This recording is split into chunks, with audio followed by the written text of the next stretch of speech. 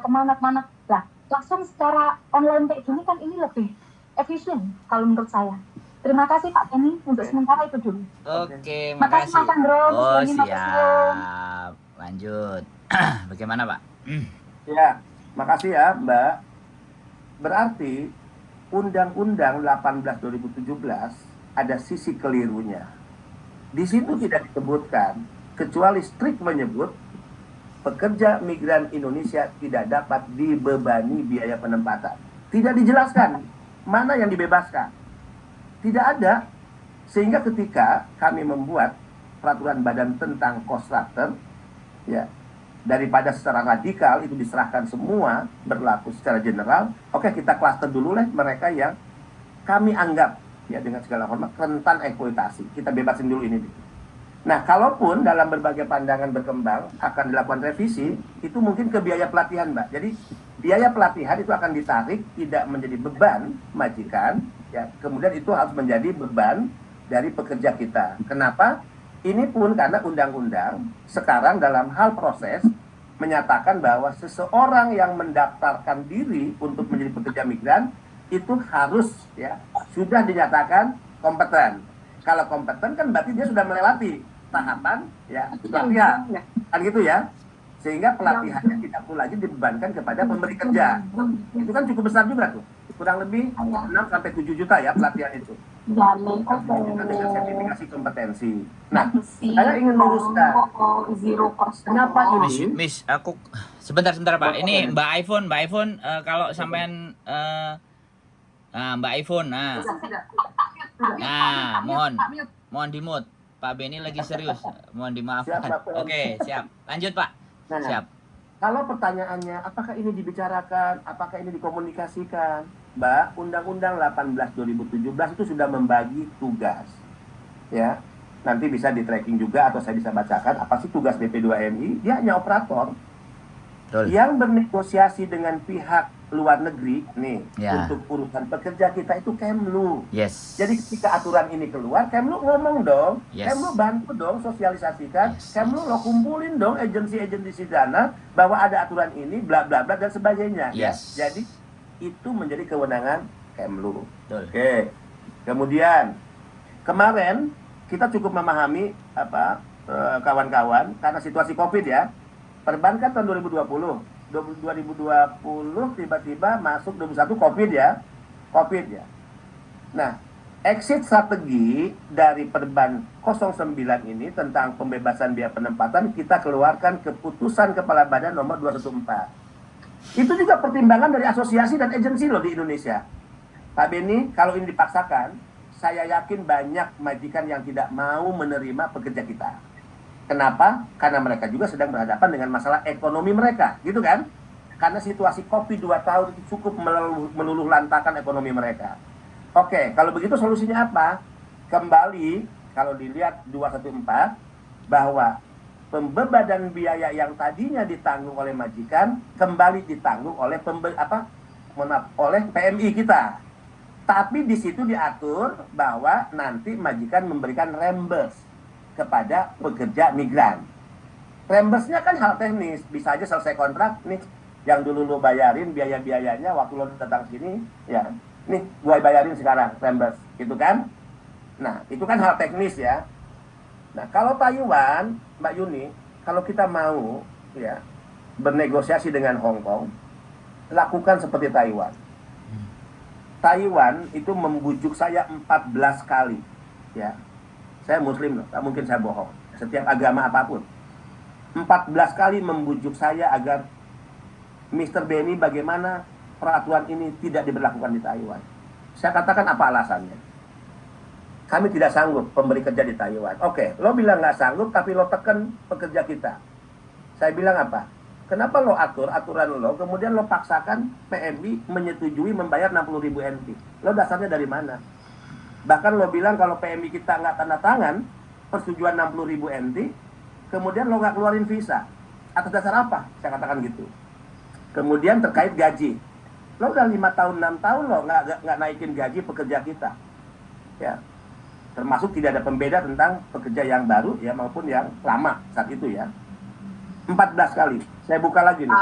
Bapak sebentar. Karena ini saya potong Mas sekali. Karena ini karena banyak majikan juga yang info anak saya dan menanyakan. Karena kita akan poinnya di sini. Mereka bilang mungkin ada cecenya yang ada di samping mereka dan translate kita. Jadi saat ini banyak orang Hongkong lagi menonton kita. Jadi mungkin ada yang translate ya. Mereka SMA sama saya. Yang dibahas boleh nggak tentang Hongkong aja? Kalau di compare atau dibanding-bandingkan mereka Siap, oke. Ekonomi dan tempatnya berbeda, Pak. Oke. Jadi kita fokus di Hongkong aja. Oke, Pak Benny. Oke, dari boleh. Oke, Fik saya jawab. Kira-kira saya butuh masukan. Mau nggak Hongkong menaikkan gaji pekerja kita? Oke. Tapi gaji khususnya mereka yang renew. Bagaimana mungkin orang yang melanjutkan kontrak gajinya sama dengan orang baru? Mau nggak Hongkong menaikkan itu? Kalau Hongkong mau menaikkan itu, Indonesia bisa mempertimbangkan tentang zero cost. Oke. Nah, kita butuh masukan nih kawan-kawan. Oke, siap. Saya mau ngomong nih, berarti dari disimpulkan dari pembicaraan di awal tadi itu sebenarnya kalau kita rujuk ya, jadi sebenarnya yang harus ngobrol dengan kita ini nggak cuman Pak Benny saja sebagai BP2MI. Harus ada Kementerian Luar Negeri, harus ada juga perwakilan dari Kemenaker. Nah, sekali lagi nih. Bro, iki sapa, Bro? Gak usah dukun-dukun, Bro.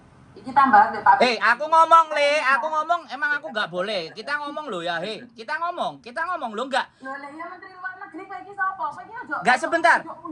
Oh, nggak munjuk karena ujung pangkalnya ada di stakeholder itu gitu loh, ngerti nggak? Jadi atau bisa mungkin saya tengahin mungkin saya tengahin Mbak Andro dengan Mbak ini, mungkin setelah ini kita pertemuan berikut nih Zoom kita undang mereka. Nah gitu loh, aku mau ngomong karena ada Pak Benny. Dengerin dulu.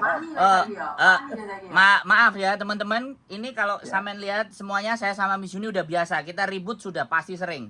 Kalau nggak ribut nggak jadi maju, channel-channel semuanya juga nggak hidup.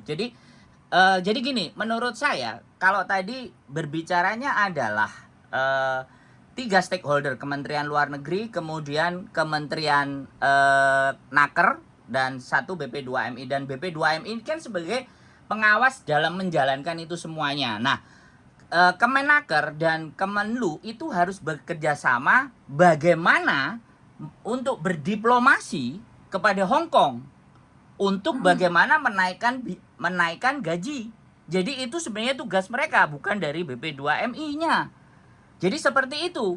Kalau saya pikir, kalau saya dari kita bicara seperti ini tadi. Nah, jadi ketika dia bisa, karena gini, kalau orang Hong Kong dan agent, itu yang nengahin siapa? Pemerintah Hong Kong. Jadi tidak bisa BP2MI ngajak diskusi sama majikan, itu tidak alurnya. Jadi yang bisa kita lakukan adalah Kemenlu harus berdiplomasi untuk teman-teman. Bagaimana gajinya dinaikkan, terus bagaimana takaran atau aturan atau standar majikan membayar agent biar rata. Coba Miss Yuni kan staff sekarang, pernah jadi orang agent. Saya tanya, ada yang 18.000, ada yang 12.000, ada nggak yang bayar 7.000 majikan? Agent yang bayar 7.000 ada nggak? Ada. Nah, coba agent majikan itu bayar agent pasti milih yang paling murah, gitu loh. Betul. Nah, pilih paling murah. Lah sekarang agent yang paling murah nggak usah saya omong di sini ya. Sabun colek misalnya. Oke, saya udah ngomong nih, sabun colek ya. Saya nggak nyebut nama ya. Bayarnya berapa? 7.000. Kemudian setelah dapat ternyata kualitasnya nggak bagus. Gampang aja change. Sederhana. Kalau satu agent aja bisa sampai 7.000, 6.000, yang lainnya sampai 18.000. Yang jadi pembeda di mana? Persoalannya kan di situ tuh. Nah, bagaimana menstandarkan agar agent untuk biaya, ya kan, mengambil teman-teman itu bukan wewenang BP2MI, bukan juga wewenang Kemenlu, bukan juga Kemenaker, apalagi KJRI. Itu pasti lembaga yang tinggi lagi di Hong Kong. Legislatif Council untuk merumuskan undang-undang. Nah, kalau sudah mainnya legislatif konsil, ini negara ini ya Kemenlu pastinya. Maaf, saya nggak ngomong kemunjukan, Miss. Tapi persoalannya itu di situ gitu loh. Persoalannya adalah kalau kita membebankan ke majikan, ya majikan terserah. Kalau mau murah ya ambil aja agent yang biasa. Jangan pakai agent yang luar biasa, yang hebat, yang memberikan servis yang bagus. Kan sederhana sebenarnya. Lah kalau yang Oke, sudah ini adalah hal yang bagus yang disampaikan Mas Sandro, ini benar-benar bagus. Sebenarnya saya juga punya mimpi untuk berbicara dengan mereka. Nah. Tapi saya sadar diri, sadar raih, sadar posisi. Oke, satu lagi yang saya tadi lupa katakan sama Pak Benny, bahwa biaya yang dibebankan oleh agent itu berbeda-beda. Jadi beda satu. Nah. Ada yang 7.000, ada yang 8.000, ada yang 10.000, ada yang 18.000, ada yang 22.000, ada yang 30.000. Oke, ini bocoran saja. Dan ini Mas Sandro sudah nyuruh saya buat konten berkali-kali.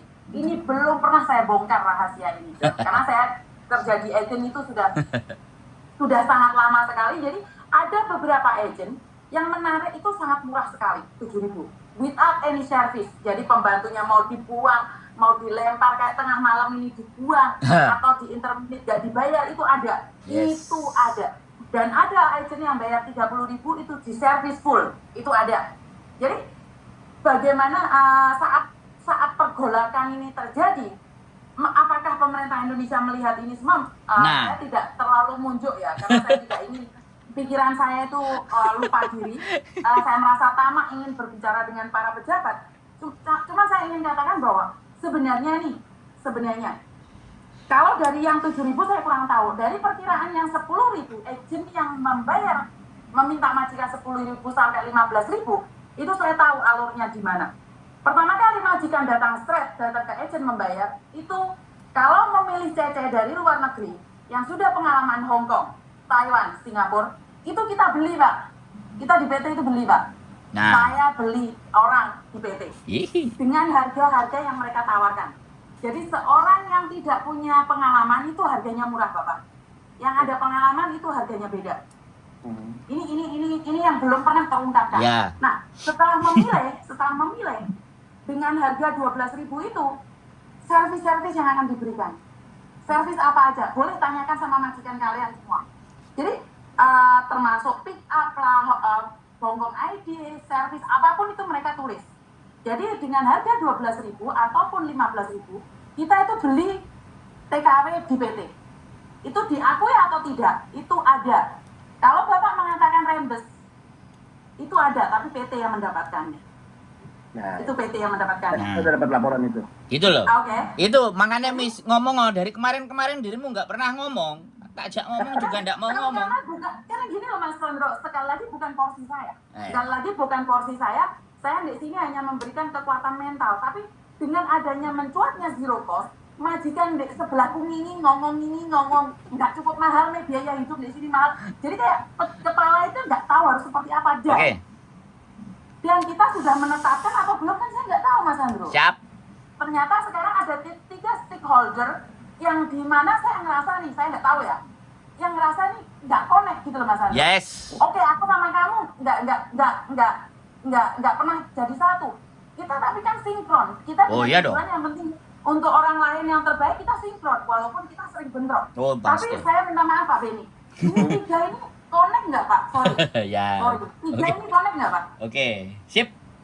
Saya jawab, Ketemu di situ. Boleh dijawab Pak. Connect nggak? Atau bisa dikonekkan? kalau saya bisa dilihat ya dari kebijakan dan positioning. Misalnya dalam hal pembebasan biaya penempatan.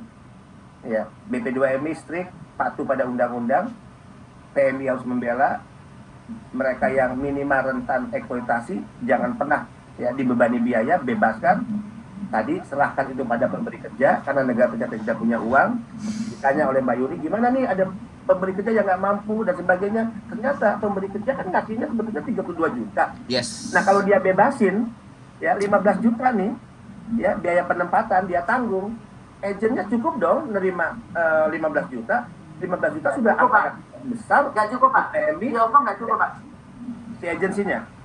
Nggak Besar. cukup Pak. Oke. Nggak cukup Bapak. Karena untuk biaya cop apa semuanya itu transportasi ya biaya semuanya di Hongkong sangat mahal sekali. Kalau Bapak bilang 15 juta itu Oke. cukup. Saya rasa untuk servis 2 tahun cukup tidak cukup tergantung dari agennya juga. Oke. Oh. Oke. Tergantung agensi ya. Oke. Betul. Cukup, Miss. Oke. Oke. Ya cukup tidak cukup Mas Andro. Kalau perusahaan yang sangat besar seperti yang punyamu itu kan juga beda. Oke, lanjut Pak Benny. Nanti kita bahas lagi. Yang kedua, Siap. terkait overcharging ini harus clear dulu ya. Siap. Coba tanya ke PMI jujur deh semua. Mbak Yuni ada berapa PMI di Hong Kong? Ya. Dalam hitungan kawan-kawan. Saya pribadi tidak punya banyak Pak, tapi kalau suruh ngumpulin 1.000-2.000 suara mungkin kita mampu. Ya Mas Andro ya? Jangan, untuk jangan. apa? Jangan. Itu Ya suara untuk Nah ini mengatakan tidak. ini saya ingin klarifikasi ya. Ya, siap, Saya siap. tuh mau posting kunjungan saya ke Hong Kong. Saya tidak mau ada unsur politik. Saya Lalu Pak, bukan- ini bukan ke sana Pak, maksudnya suara untuk menciptakan zero cost Pak. Oh, iya. Bukan suara Oke. politik. Oke. Oh, dari itu Pak, saya tidak ke sana Pak. Oke, clear ya. Jadi Clear, gini, clear. Tidak clear ya, bukan suara itu Bapak. Kita nggak ngomongin itu, Pak. Kita nggak ngomongin itu. Tanya ke mereka dibebani biaya untuk berangkat ke Hong Kong berapa juta, berapa puluh juta. Masa kita nggak kasihan dengan mereka yang dibebani biaya besar, ya, dengan gaji yang existing hari ini diterima oleh mereka, berpikir untuk keluarga di kampung halamannya, meninggalkan daerah orang tercinta untuk 2-3 tahun di Hong Kong. Masa kita nggak kasihan sama mereka, ya? Bahwa kita peduli juga kepada majikan agar ada equality, keseimbangan, oke, nggak ada masalah, karena kalau kita paksakan juga pembebanan semua, akhirnya mereka mengatakan ya udah kalau gitu gua nggak akan terima pekerja Indonesia, dan akhirnya mereka mengambil pekerja dari luar negeri, negara lain, ya kita salah juga kan? Berarti tidak akan ada yang berangkat dong. Berarti akan banyak korban kehilangan pekerjaan di Hong Kong. Kita ngerti juga itu. Nah dalam hitungan kita kan tadi ya, 32 juta, bebaskan biaya, setengahnya kasih ke agent. Oke, saya baru tahu dari Mbak Yuni bahwa itu nggak cukup. Nah, ada hal yang membuat overcharging. Mbak Yuni, saya buka nih ya. Overcharging ini kan udah terjadi dari puluhan tahun. Walaupun konflik baru ribut sekarang. Udah puluhan tahun. Dan dulu bedanya tidak melakukan apapun untuk menghadang ya pembebanan biaya begitu besar pada PMI. Saya minimal melakukannya. Persoalan ini tidak efektif, ini tidak jalan, ada agensi-agensi brengsek yang tetap ya memakan uang begitu besar. Itu kan persoalan yang harus kita tindak sama-sama, perangi sama-sama. Please kontrik, aku bilang kasih dong ke sini agensi mana tuh yang membebani PMI, siapa aja mereka, ada agensi Indonesia laporin ke sini. Ya, gua bawa langsung laporannya ke Barreskrim, nih proses hukum. Bisa, nggak ada masalah, nggak ada beban bagi saya. Nah, mudah-mudahan ya salah satu yang saya sampaikan ini bisa ya membuka pikiran kita. Saya punya ide nih ya untuk Hong Kong agar tidak terjadi overcharging, yaitu one agent one P3MI. Kenapa overcharging? Karena terjadi jual beli job, Mbak Yuni. Jadi satu agensi di Hong Kong dia menawarkan atau dia memegang 3, 5, 6 perusahaan di Indonesia, maka 5, 6 perusahaan Indonesia ini akhirnya berlomba saling jual beli job. Yes. Itulah yang kemudian menimbulkan beban bagi pekerja migran Indonesia. Exit strategi harapannya, kalau ini disetujui juga ya, tentu kan ini tergantung Naker, Kemlu, ya. Nanti saya jelaskan ya, ini tugas siapa sih sebetulnya, ya. Kalau disetujui, ini ide BP2MI, one agency di Hong Kong, one P3MI. Jadi hubungannya jelas, diberikan syarat. Oke, kalau Anda kerjasama dengan agensi Hong Kong, Anda target satu bulan, ya misalnya ke 1 tahun bisa menempatkan 100 atau 200.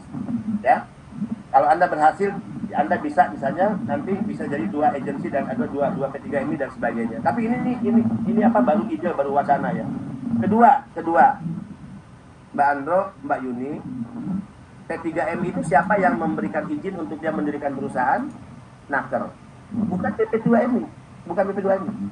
Pengawasan terhadap mereka, kalau mereka benar, mereka brengsek, mereka nakal, mereka memeras, mereka mengutasi, siapa? Bukan BP2MI. Naker. Maka kontrik di situ terpeleset. Yang seolah-olah adanya overcharging, adanya ketidakbenaran yang dilakukan oleh para perusahaan, disalahkan kepada BP2MI, omong kosong dan sebagainya. Loh, pengawasannya tugas siapa? Kalau Mbak Yuni lihat, BP2MI itu tugasnya penempatan, khususnya adalah penempatan G2P. Apakah masalah overcharging itu dialami oleh orang yang G2P case ada, ya, yang kemarin ada case tuh 5-6 orang gitu ya. Tapi kebanyakan overcharging dialami oleh yang diberangkatkan oleh P2P. dan fungsi pengawasan kepada mereka, bahkan izin mereka, ya bahkan mencabut izin mereka bukan tugas BP2MI tapi Kementerian Ketenagakerjaan Republik Indonesia. Siap, siap. Terima kasih Pak Beni. Nah kan dari kayak gini kan jelas tuh sebenarnya stakeholder mana yang sebenarnya tidak dengan semerta-merta membantu kita semuanya. Jadi sekali lagi kemarin pertemuan kita nggak perlu bahas nama kontreng lagi Pak. Karena mungkin suaranya dia yang kencang, tapi ternyata ya saya undang, saya datang sini dia nggak bisa, ya sudah nggak apa-apa, nanti kita suruh dia datang, kita paksa aja, suruh ketemu, kita ngobrol biar asik. Jadi gini Pak, bener, saya cuman berpikir begini loh, kadang-kadang sekarang BP2MI itu mau mengawasi ketika kayak teman sakit dan semuanya itu sejelasnya memang nggak bisa, karena tidak ada kantor BP2MI itu ada di Hong Kong.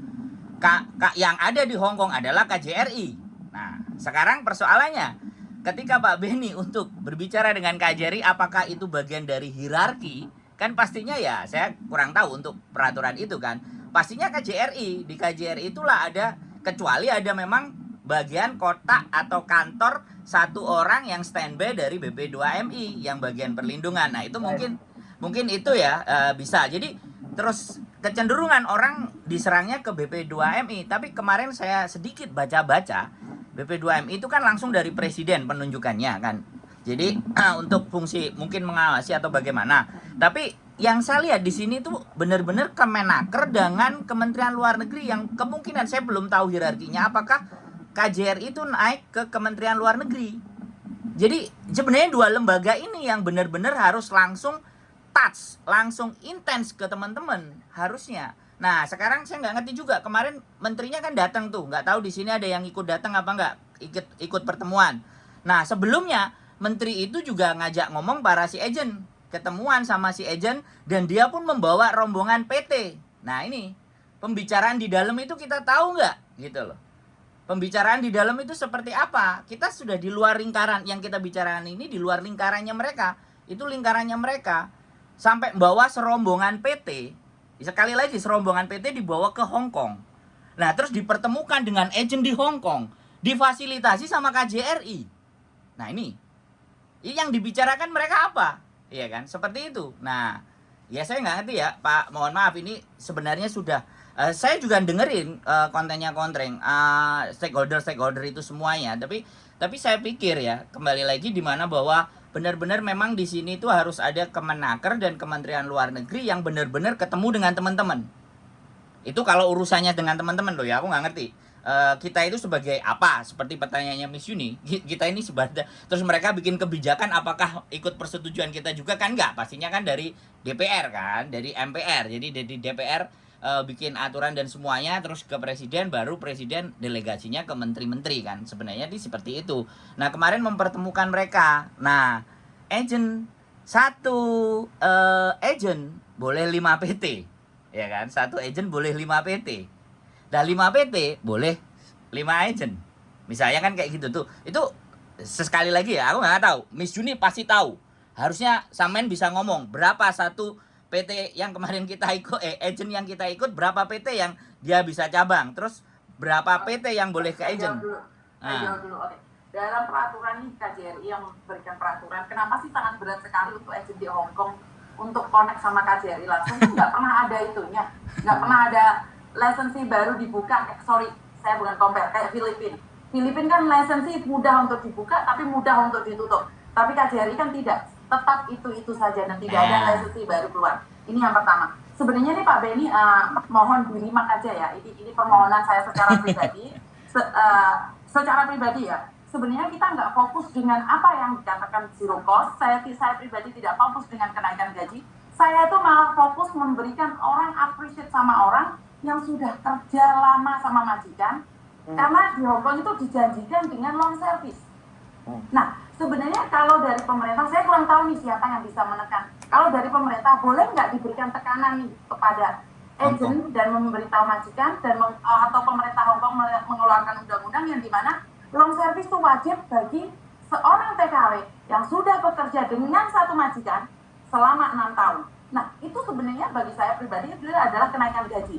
Dan bagi TKW yang mampu bertahan, mereka mendapatkan bonus tersebut. Itu diwajibkan. Saya explain kenapa long service itu wajib bagi pembantu. Oke, satu pembantu ambil 10.000. 10.000 nih. Kalau dalam waktu 3 tahun, 6 tahun, otomatis mau tidak mau kan majikan mengeluarkan 30.000, Pak. Benar nggak? Untuk mengambil 3 pembantu dalam waktu 2 tahun, 2 tahun. Ini yang sering saya explain ke majikan saya. Dan majikan saya kebanyakan tuh memberikan long service. Kenapa? Karena saya selalu katakan sama majikan, kamu ambil pembantu baru dengan biaya 10.000, tapi masih ngajarin lagi. Dalam waktu 2 tahun lagi ambil pembantu baru, ngajarin lagi. Kenapa kamu tidak memberikan long service itu pada pembantumu yang sudah bekerja denganmu 6 tahun?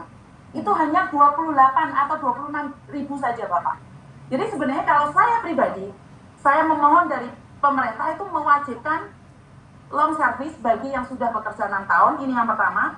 Dan yang kedua, tentang makan. Tolong makannya diperhatikan, Bapak. Gaji 8.000 tapi makannya nggak direken, Bapak. Gaji 9.000 makan pagi, siang, malam makan sendiri. Itu mohon diperhatikan.